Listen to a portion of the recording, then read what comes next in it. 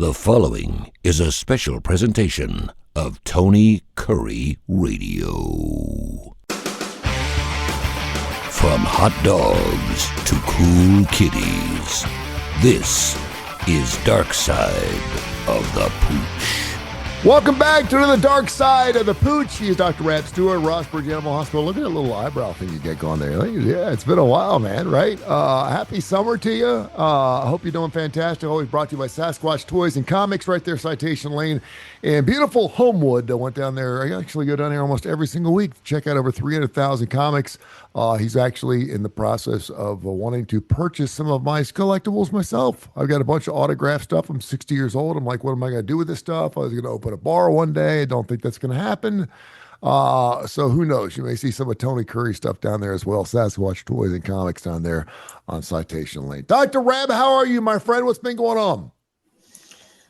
Just enjoying the summer, man. Like my kids have, my son's taken me to Cooperstown, New York for a baseball tournament. And then we had a family trip that we take every year for a week. And, it's summer's fun. In some respect, it slows down a little bit in my personal life, but, speeds up in the professional life. So I hear you. Something's always got me tired. I hear you, man. I hear you. And I think it's gotten that, I think it's because we're getting older. Summers were different when I was 50, believe it or not, than when I'm 60. It's weird. It's like, we used to go on the annual trip every year with the family, and obviously things has changed there. And it's just life just gets different. Your kids get older, and so they care more about, my daughter actually told me last week, she goes, Dad, I really don't care about going to the beach. I'm like, good, because we're not going. it's not happening. I said, I wish I could. She goes, she's 14. She's like, I really don't.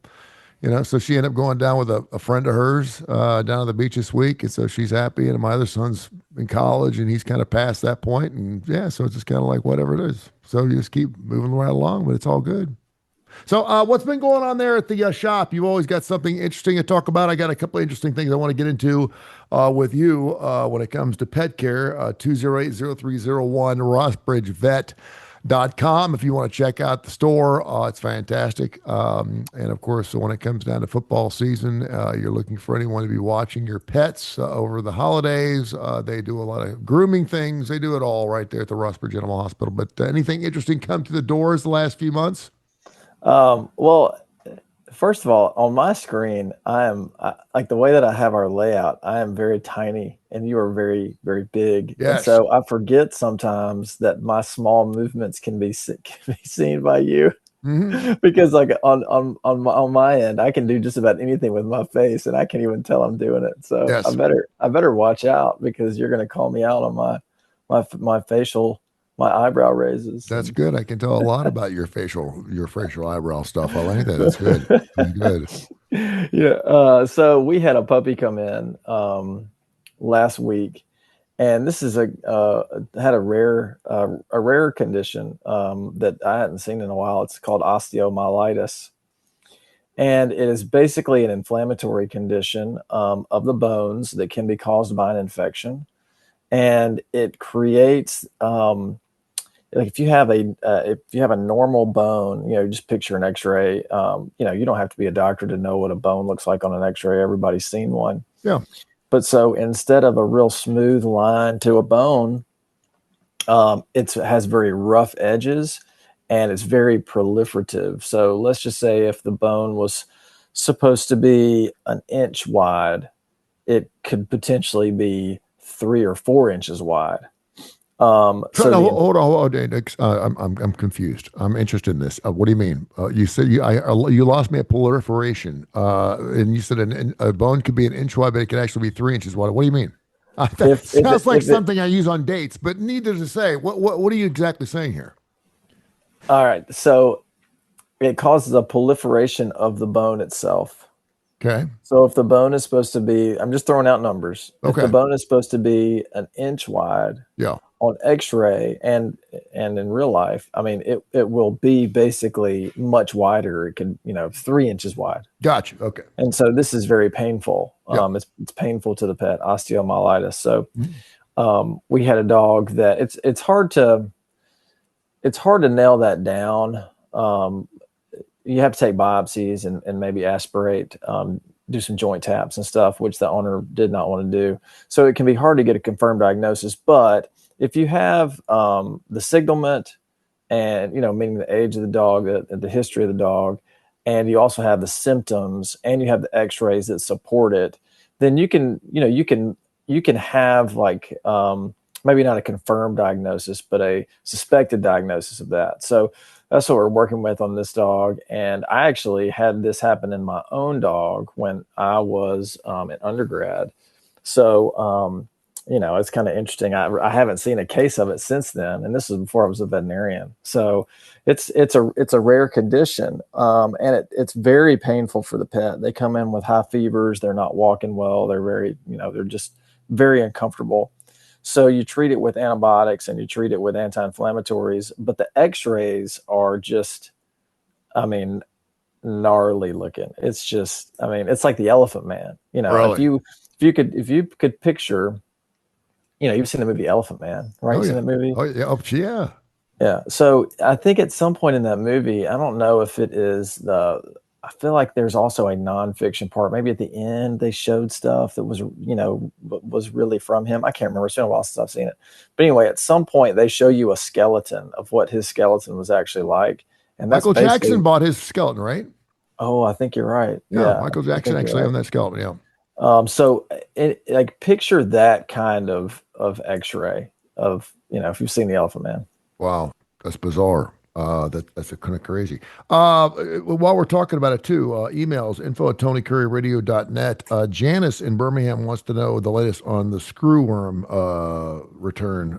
We talked about that. I think the last time you and I talked was 3 or 4 weeks ago. We apologize for some of the summer hours we got going on here. So some of the shows have replayed, but you can get all of our podcasts. If you all of a sudden don't see a new date, then go back and listen to some of our other podcasts that we've done like years ago because they're great. There's some really good stuff. We do concerts and talk about movies and dreams and everything else. But what's the latest on the screwworm situation?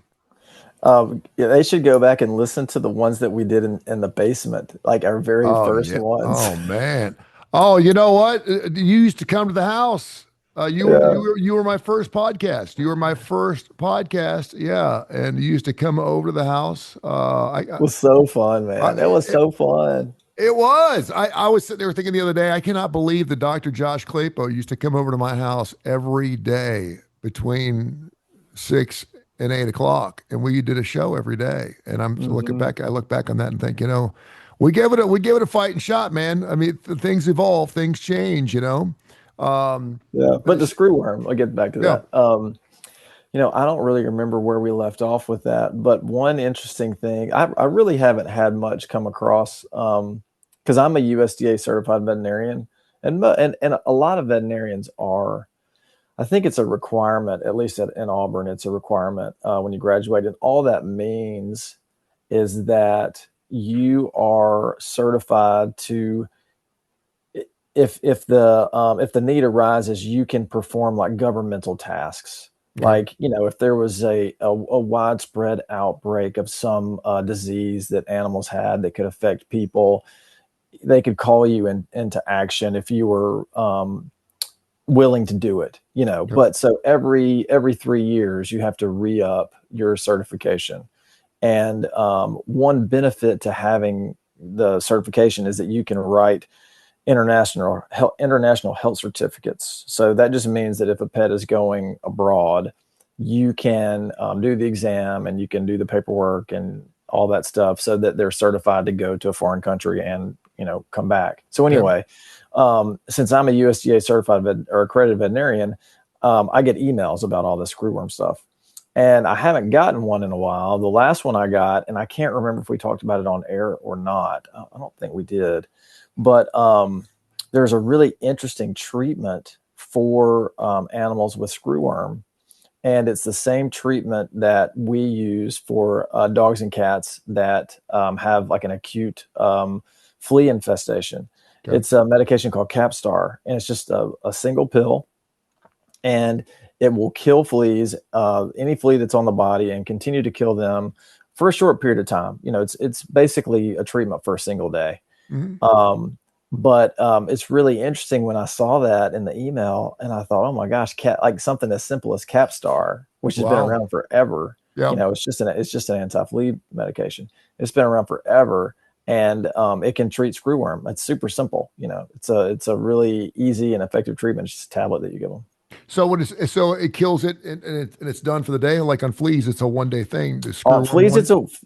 it's a 1 day thing. But the way that I read the article was a single treatment can kill the screwworm infestation. Now, if they Wow, get it again for some reason, then that's that's a whole different thing. But I know that the government has put in, I mean, tens of millions of dollars to try to slow the spread of it down. Yeah, that would be quite the blessing if in fact that one treatment did it. There's also something called I always want to call it psoriasis. I know it's not psoriasis, but it's spelled a lot like that. The stomach bug that is going around the United States right now that is evidently it's got the CDC up in arms. They're trying to figure out right here in Alabama. It's not so bad. You know what I'm talking about? The cyclo something or other. Hold on, and I'll have it for you. I should have had this prepared. All you got to do is pull up stomach bug, and it'll come up big time because evidently it's Clostridium, C. diff. Why the explosive stomach bug outbreak remains history. Yeah, cyclosporiosis. Cyclo. Okay. Cyclosporisis. Yeah. Yeah. Cyclosporosis. Evidently, it's on our fresh produce. It's bad enough that washing it doesn't get rid of it. You have to wash it. You have to peel it, and you have to burn it. You have to like cook it. Yeah. You have to burn it with well, I don't know why. flamethrower.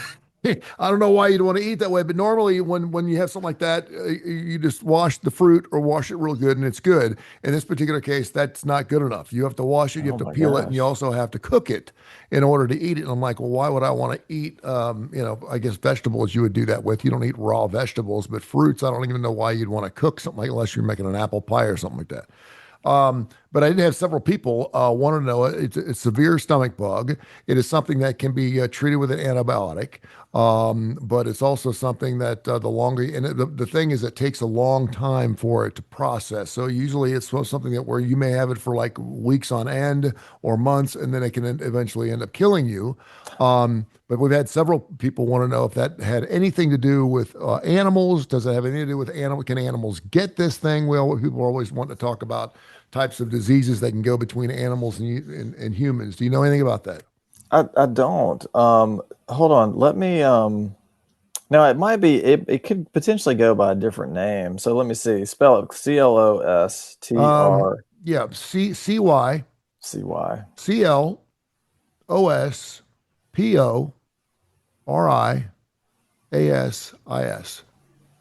Okay. We may call it something different. Let me see. All right, I'm getting the same article you pulled up, so I'm going to put in pets. Oh, it says it's extremely rare. Okay. Good for our listening audience for questioning that. It's pretty smart. Yeah, it says that pets can sometimes carry it. I've never heard of it. Pets can sometimes carry it. Humans typically contract the parasite by consuming contaminated flesh. Produce, water. They do not get it from their pets. It sounds like this is something that humans spread to pets rather than vice versa. Mm-hmm. Yeah. I know you can get it from swimming pools. It's one of those swimming pool born things that seem like they always pop up around the summertime. Yes. So this is interesting. And like most stuff we talk about can be transmitted from pets to people. This can be transmitted from people to pets. It's very rare for animals to get it. Okay. All right. There's your answer. info@TonyCurryRadio.net, info@TonyCurryRadio.net. It's one of those things where I think a lot of people, and it's funny because this has obviously been out there before, but ever since COVID, there's all these little diseases, like call them gnat diseases, kind of like they're just a pain in the ass. That they don't kill you, but they're just they put you down. They don't. It feels like a cold, but it's not a cold. It feels like pneumonia, but it's not pneumonia. It's a flu kind of, and it's like you just feel like crap for about a week and a half, but you really can't put your finger on it. You know what I'm saying? It seems like a lot of those things have kind of popped up since COVID. I don't know if there's different types of diseases or different types of viral things that have created themselves because of what COVID did to us. But it just seems like there's a lot of, because people are like, I think I got a cold, but I'm not sure. And a lot of people are just kind of walk around with things they're not really sure what they have. And I don't know anyone ever goes and gets a COVID test anymore, unless of course they have some type of heart condition that they have to check out. So it's kind of strange. I think people just might be like hyper aware of that kind of stuff now. Maybe right. Yeah. And, you know, give it a generation or longer, and you know they'll stop. Like you know they'll stop freaking out about every new little thing. You know all that stuff's. I mean, you know, we've had stuff like this go on forever. Yeah. The Collins family in Hueytown are wanting to be pet fosters. They want to look after animals. They don't want to take on the responsibility of having an animal and taking care of it every single day. But and they know I do a show with you, and I'm like, well, if you're pet fostering, that's what you're doing. I mean, it's super cool that you'd be pet fostering. I guess in other words, they're taking on animals from the ASPCA or from other organizations that are, like, quite frankly, just too full. And then as soon as someone says, hey, listen, I'd like to take this animal, they will let them go. So sometimes they're fostering animals for 4 or 5 weeks at a time, and then someone will come in and adopt them, and so it goes on. But if you're not wanting to be responsible for the animal, you are responsible for the animal. It's just that you end up falling in love with the animal for 4 or 5 weeks, and then you have to give the animal away. Can you talk a little bit about pet fostering? Is it a good idea? How relevant is it in our society? Is it a good idea, or does it just pretty much scratch the itch? I mean, it's a great idea if you know you understand what you're getting into, and I think it takes someone with a heart for pets and for nurturing and for maybe getting out of their comfort zone. The shelters and the rescues do a pretty good job of kind of vetting out their fosters and trying to set them up for success. So, trying not to give certain people pets that may have certain ailments or conditions or temperaments. But if you're going to be a foster for animals, I think that you have to prepare yourself for not knowing exactly how long you're going to have the pet, possibly not knowing what kind of pet you're going to get, and if they may come with any medical conditions or behavioral conditions, or you can just, I think it's important to tell the organization that you're not comfortable dealing with the medical condition. So if there's a sick dog or dog that needs medication, you're not the right foster for it. Or if you have a dog with behavioral issues, you may not be interested in it, or you may be interested in it. There's some people out there that like, the pets that maybe need more love than other ones. But I mean, it's a great thing to do, because the rescues, they, frankly, they need more space. They need people that can watch the dogs until they can get it adopted. But just like anything else, you want to just be sure that you're working with a group that is not just going to leave you in the lurch. Yeah. A group that has a good chance of finding a home for the pet. And, you also don't want to, you have to be able to let it go when it's time, Yeah. And I could certainly see that. And I've got several friends of mine that they see a dog on the side of the road. If it doesn't have a collar on, it's going home with them. And I get that. And if you're married to someone like that, you certainly have to be a very understanding individual and love the animals as much as they do.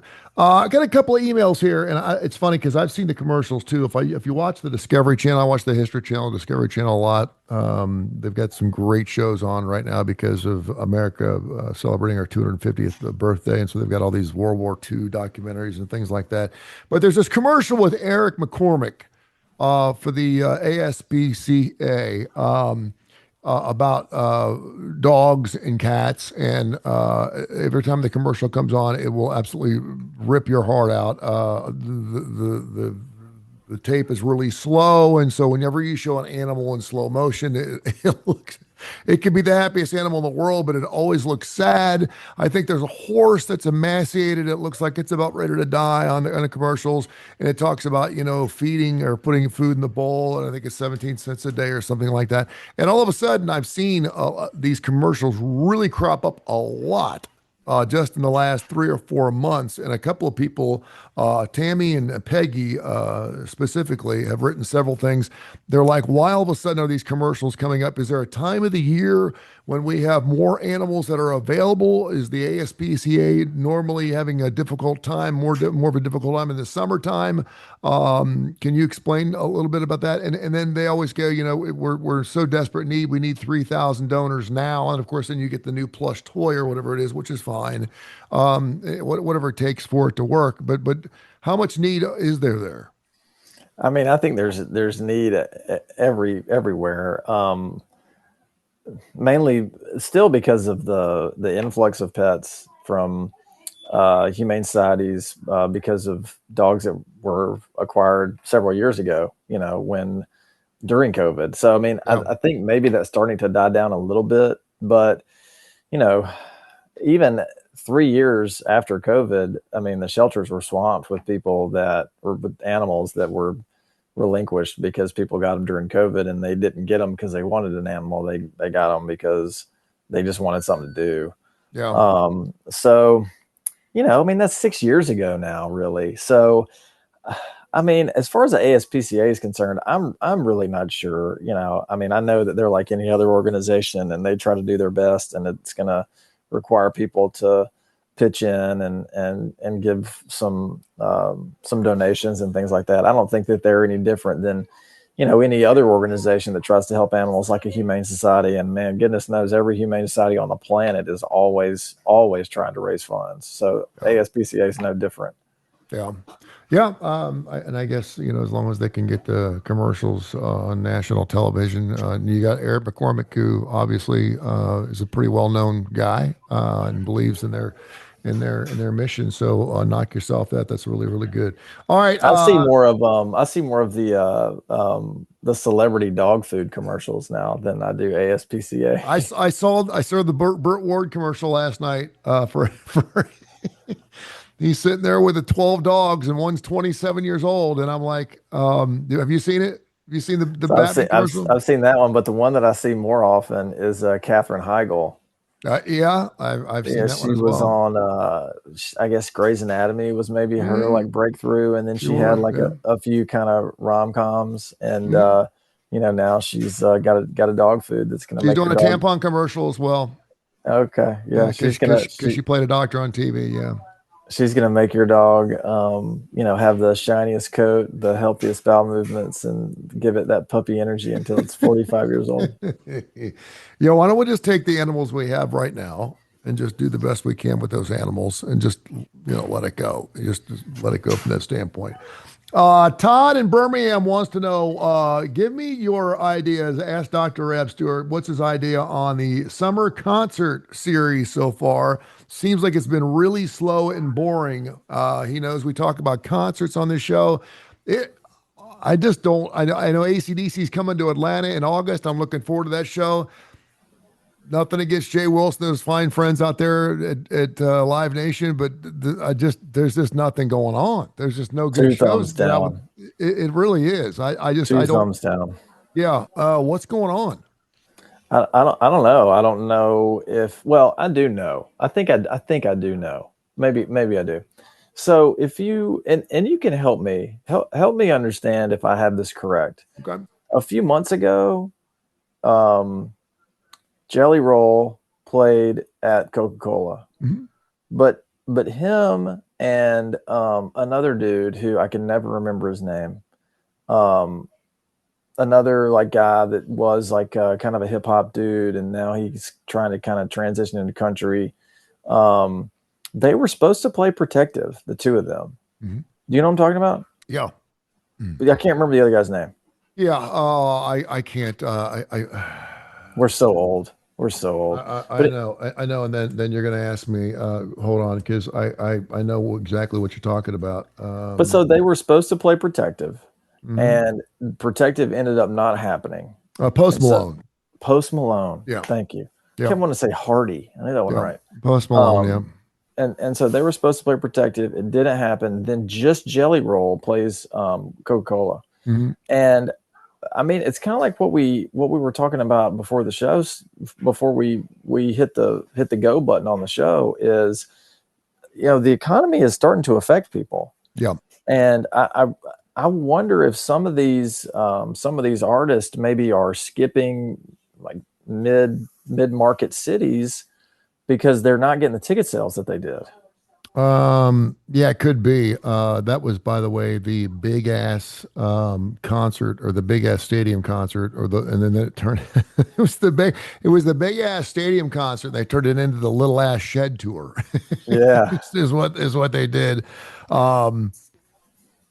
Yeah, and I'm sitting here looking at why exactly it was, because it was as announced the concert at the Coca-Cola Amphitheater in Birmingham just 3 days after the show. Protective Stadium was canceled. Prices ranged from $49 to $159. Was canceled. Previously confirmed. It says we ain't ready for the tour just yet. Evidently, according to Post Malone and to Jelly Roll, it was on them, not on Protective. So I don't know. Maybe they try to throw something together, and I think too.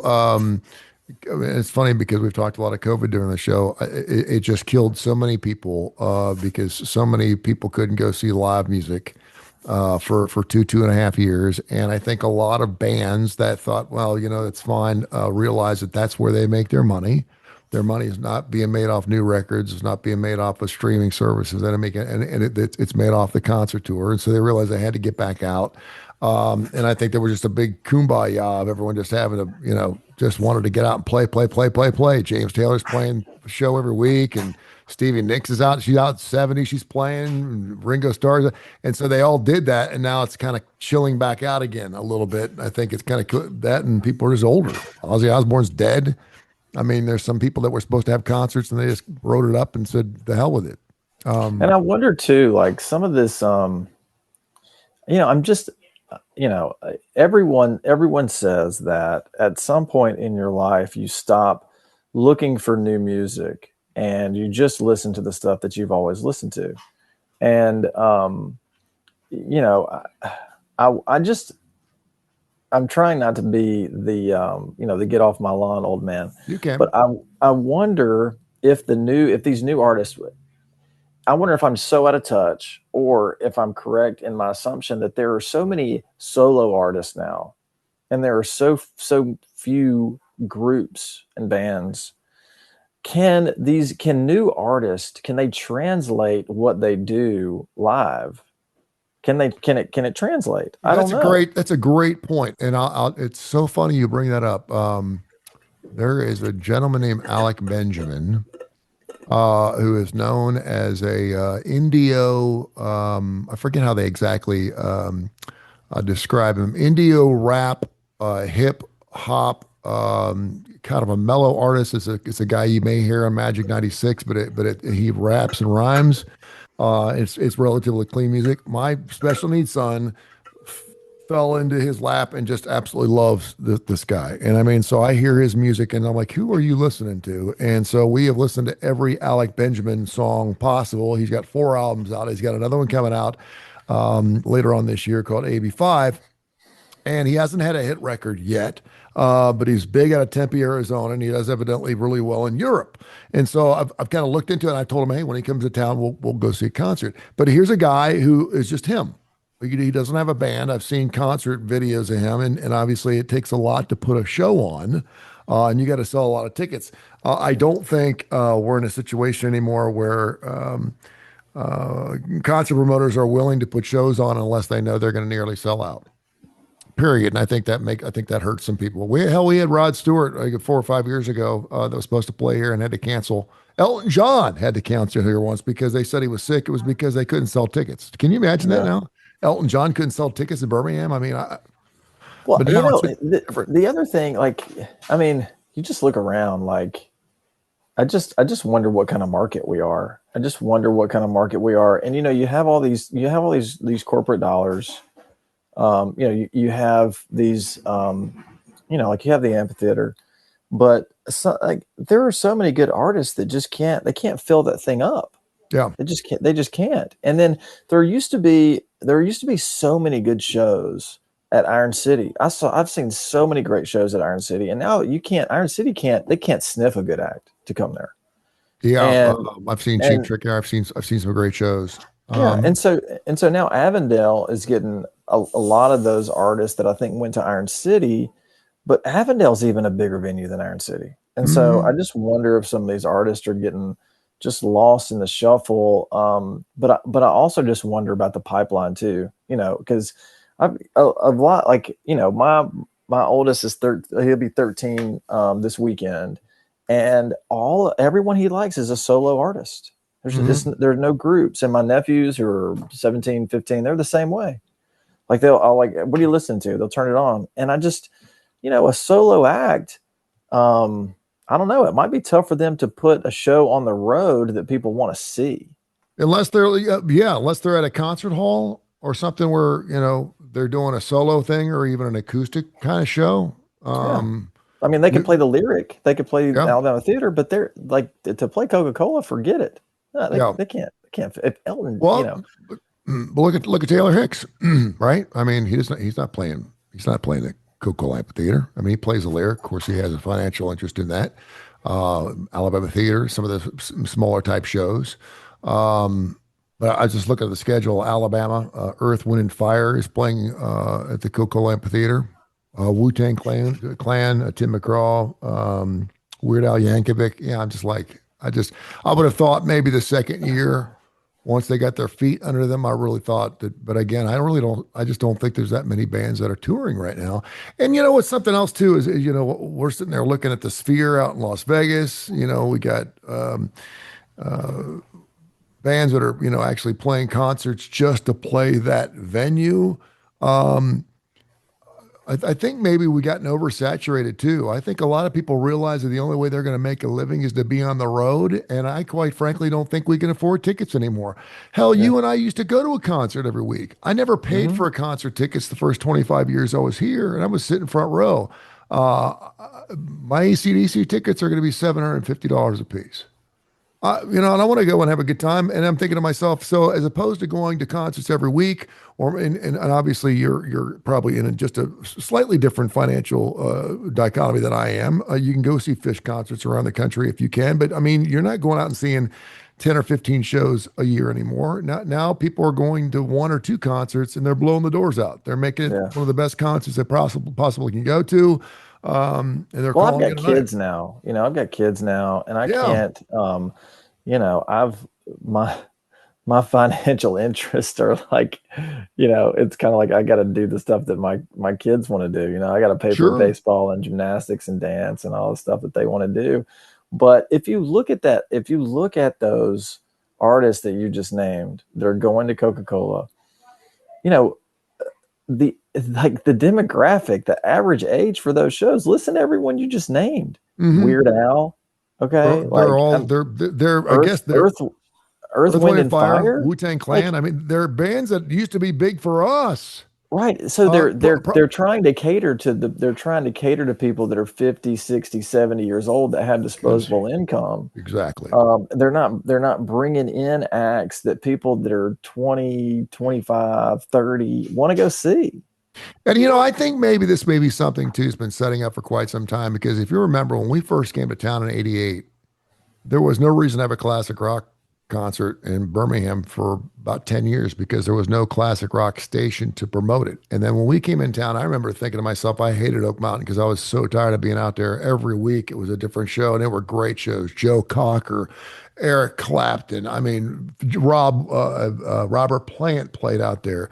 Bonnie Raitt, Stevie Nicks. I mean, it went Fleetwood Mac, Jimmy Buffett. I mean, it was over and over. There were concerts every single week, and shows that we could afford.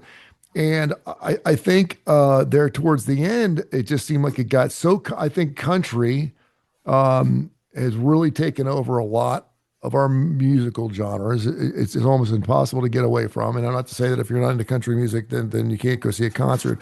But there are so many concert tours out there, and I think it's just kind of muddied the waters a little bit that it's just not there's this, and you would think with as many people being on the road you'd have a better shot at actually picking and choosing the shows you want to go to, but quite frankly I just don't see it. There's just not that many great shows anymore, and then I try to throw in the fact that maybe I'm 60 years old, I just don't want to fight it anymore. Well, I think that the answer to everything is supply and demand and cost, and I think we just nailed it. Yeah, I think you're right. I can't afford it. I mean, I can't. I wish I could. But then I'm also super blessed that I didn't pay for a concert ticket, for years. I could do whatever I want. Those were good times, and I'll never regret those moments. They were good times, and now I'm just like any other person that has to go pay for tickets. Occasionally, I can call in a favor, and I might do that for some of these shows. But anyway, but if you do go to another Fish concert, I certainly hope you keep Tone the Bone in mind. And I would love to go again. It was one of the best concerts I've ever seen. They're on tour. They're on tour right now, but they're not coming anywhere close. The closest they're coming is Savannah. So I will miss this tour. Certainly had a lot to do with the fact who I was with that made that concert so good. So I greatly appreciate the invite. It was a lot of fun. All right, Darkside the Pooch, brought to you by, of course, our fine folks at Sasquatch Toys and Comics. They basically do it all, man. 300,000 different comics, but they've got everything. He's expanded. He's done things from cards to pogos to pegs to Legos they got it all. I mean, anything collectible really can be found down there. It's just an amazing store. If you go down there and open the door, a lot of people are like, where's their website? They don't have a website. They will. It's probably one of the few businesses I know that doesn't have a website. I don't know why. But check out Sasquatch Toys and Comics. They do have a Facebook page, collectibles, autograph stuff. I was down there the other day, and an Adam Sandler hockey jersey came in from the second Happy Gilmore movie came in that was signed by him, which is really, really cool. So all kinds of really cool stuff. So check them out. Tell people how they can get in touch with you, my friend. Call us at 208-0301. We are Rossbridge Animal Hospital at gmail.com. We are rossbridgevet.com. Or you can find us on Facebook. We'll catch you next week, my friend. Appreciate you. Okay, see you, bud. Thanks, bro. This has been a special presentation of Tony Kurre Radio.